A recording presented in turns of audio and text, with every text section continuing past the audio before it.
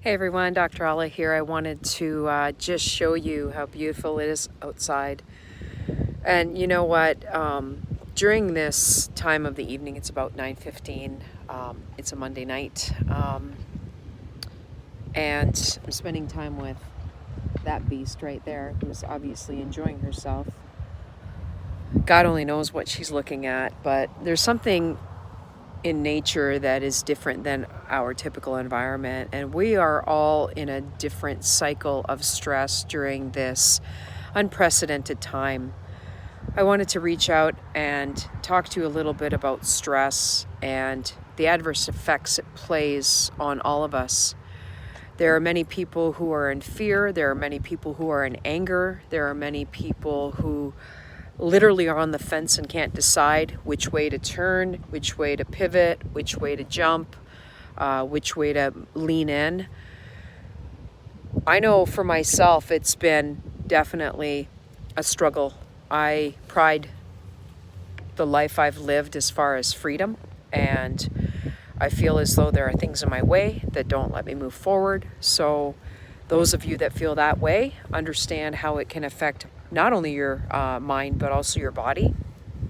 For myself, the stress over the last few months has resulted in weight gain. It's resulted in difficulty coping with how I deal with stress. Now the smaller things are starting to adversely affect my life.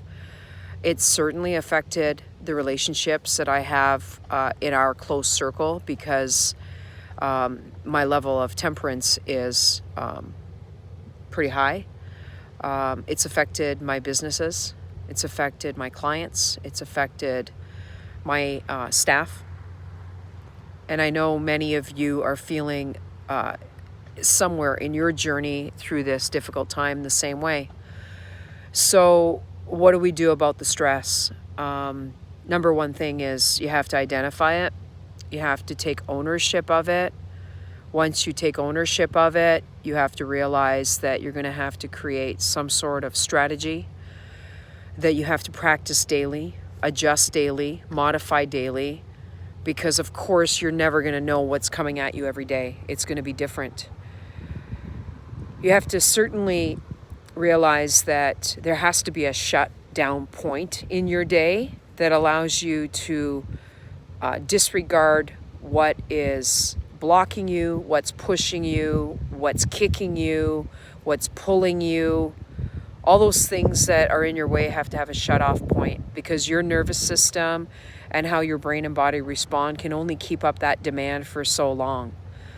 So I hope you join me in this stress series as I go through the different aspects of how it affects your health, your overall brain health, your bodily health, but also, the things that are really the identifiers for how we move forward, and that is our financial health, right? We're all at some point in our life's journey where we set targets and we had expectations.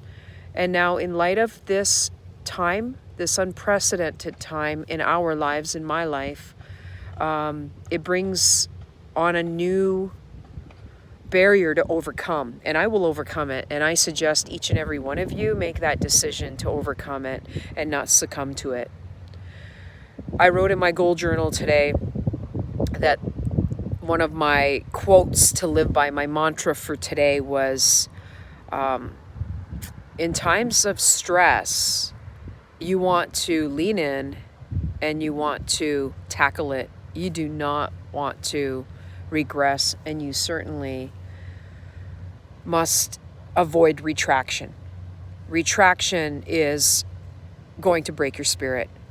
So join me this week for different podcasts. Hey, here, Nutella, she won't bite you. She's just dumb. Come here, buddy. Come on, come here. Sorry, have to yell at the dog. That's called stress. She just created stress for that gentleman. Sorry, my dear. Come here.